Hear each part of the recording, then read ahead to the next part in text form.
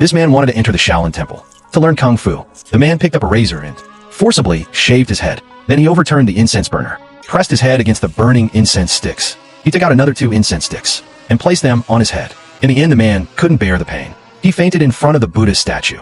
When he woke up, he found himself wearing a monk's robe. The man mistakenly thought the abbot had accepted him, but the monk beside him told the man to leave. After eating his fill, upon hearing this, the man flew into a rage. So he picked up a wooden stick and broke into the training room to show off his skills. The man broke the wooden wolf's leg with 1 strike and knocked out the wooden wolf's false teeth, completely destroy the wooden wolf model. The man thought this was the best way to deal with wolves, only by completely defeating the wolf. The wolf pack would naturally not dare to invade again in the future. But the master disagreed. Although wild, wolves often destroyed their vegetable garden. Monks cherished compassion in their hearts. Then the master picked up a wooden stick to demonstrate. He broke one of the wooden wolf's feet, then repeatedly hit the wooden wolf's mouth, loosening its teeth. The master explained that this way, even the fiercest wolf would be powerless to resist. As long as it was given a little punishment, it would not come to invade again. The master thought the man's stick technique was too aggressive, so he drove him out of the training hall. Helplessly, the man went to a cave behind the temple. He kept dousing his head with ice water, keeping his body and mind in an extremely cold state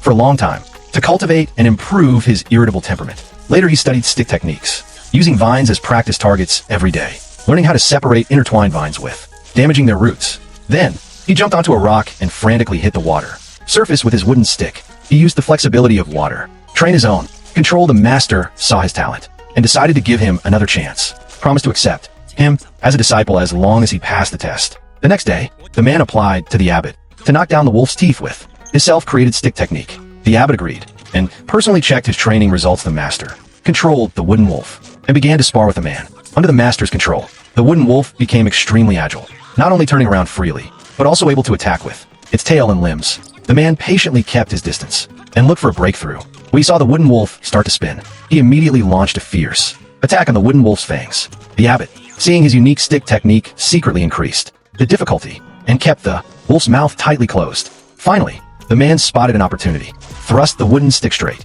into the wooden wolf's mouth, successfully knocking out its teeth. The abbot was full of praise. In the end, the man was accepted as a disciple of the temple.